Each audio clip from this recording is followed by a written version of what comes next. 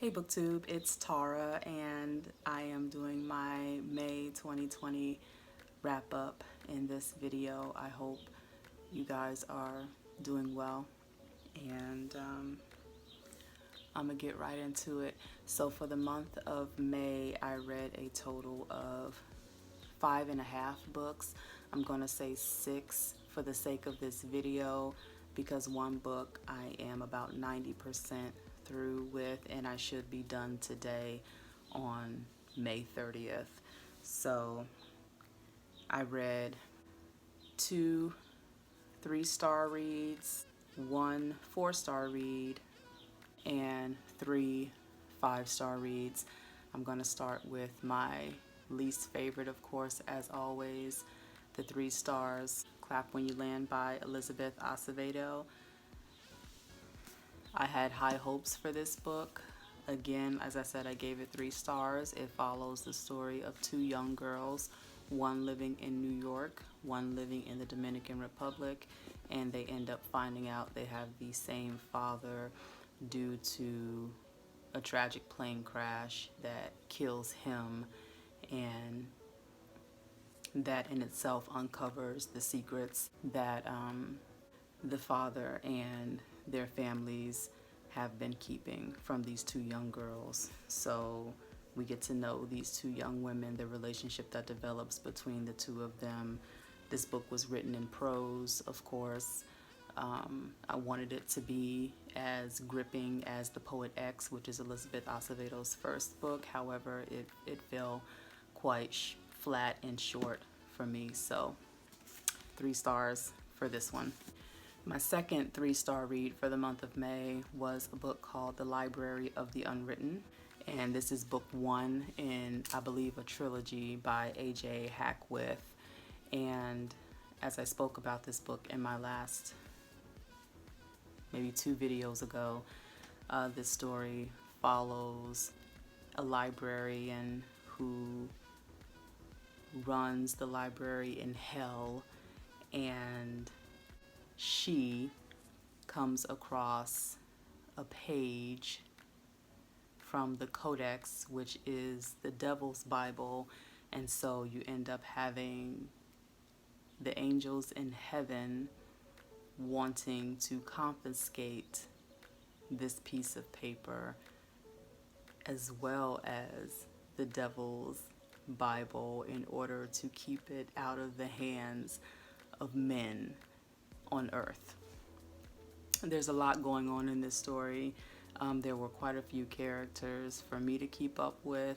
The story was compelling in some instances toward the middle, but because there was so much going on, the story seemed kind of discombobulated sometimes, and it seemed like there was a lot more action and a lot more sequences in the book than there needed to be. So it was just an okay read for me. I don't plan to continue the series because it wasn't that great, so 3 stars there. Next book, 4 stars, was Let Me Hear a Rhyme by Tiffany D. Jackson. And this book follows the death of a character named Steph, and how his friends and sister who are left behind use his demo tapes and try to create Steph into a mega rap star, while also deceiving the producers and the general public that Steph is still alive. It was very entertaining, very gripping. I actually thoroughly enjoyed this book. It did fall flat for me toward the end. There wasn't that exciting of a story, but it was funny and it was entertaining and it was exciting in some areas. And Tiffany D. Jackson, she writes great stories, so they do keep you interested. Monday's Not Coming, Allegedly, those are the other 2 books that I've read by her, and all of her books thus far have kept me very much engaged. This one was right on the money too, so 4 stars. On to my 5-star reads for the month of May. The Prada Plan by Ashley Antoinette. This is an urban fiction book, again, that I talked about on one of my Friday Reads videos. And this book follows the character of Yaya, or Desaya, and her story of how she was orphaned as a child and she grew up into a life of prostitution, which led her to meet other characters in the book that come to deceive her and come to destroy her and her life. It's just, it's thrilling and it's compelling. And I listened to this book on, I think, either Libby or Hoopla. I can't remember. No, it was Hoopla.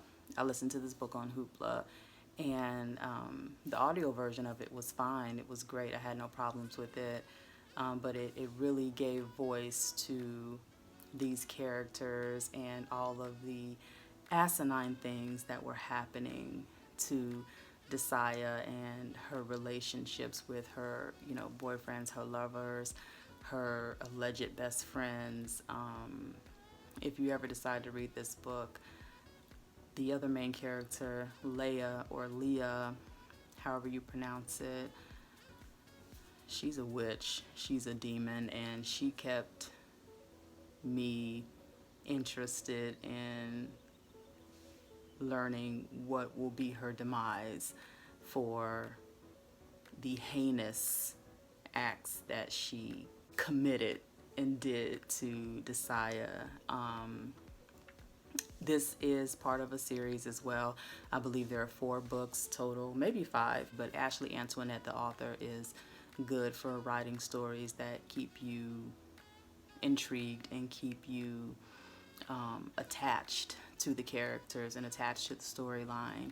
And what I also find interesting, that I appreciate about Ashley Antoinette, is that a lot of the characters that you meet in one particular story a lot of times will make their way into another series of books that she'll write later on. So 5 stars. I loved it.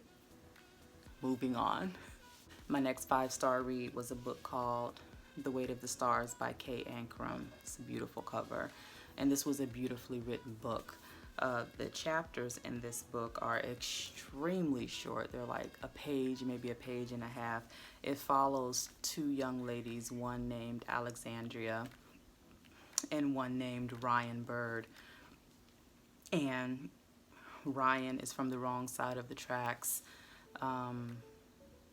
Something happened to Ryan's parents that we don't find out what, but we know Ryan and her brother live in a trailer park.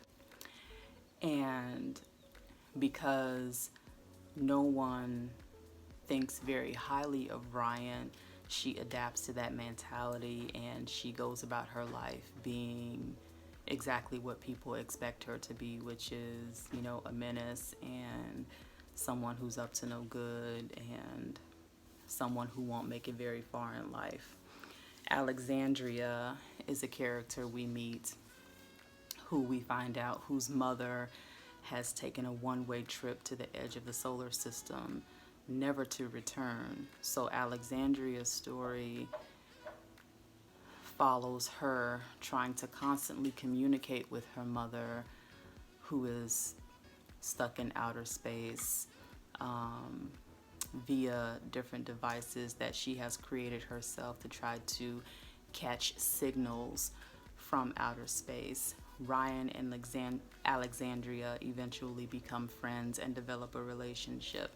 This book doesn't have much of a plot line to it. It's not very exciting. It is I guess a character-driven book, because it focuses mainly on the relationships between Ryan, Alexandria, and their friends. But again, it tells a very beautiful story and it's very beautifully written, and so much so that I wanted to read The Wicker King by Ancrum, because I thoroughly enjoyed reading this book and experiencing that friendship that developed throughout. So beautiful book, beautifully written, 5 stars for me. The last book I want to talk about that I did not finished yet, but I plan to finish today. I know I will finish it today because I'm on page 315, chapter 32, Happy and You Know It by Laura Hankin. I'm going to go ahead and say that this book will be 5 stars for me. This was my book of the month pick for the month of May. And my first time reading this author.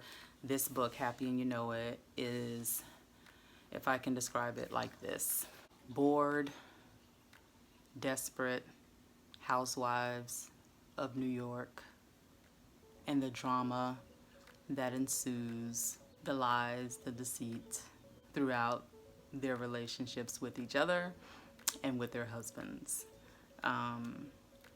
It deals with all type of drama and lies and affairs and drugs, and it's fun. That's all I can say. I personally have never watched Desperate Housewives of anywhere, so I'm not familiar with those storylines, but I would imagine this is probably right up that same alley. It's really good. It is really good. So that's my May wrap up for today. Thank you guys for watching.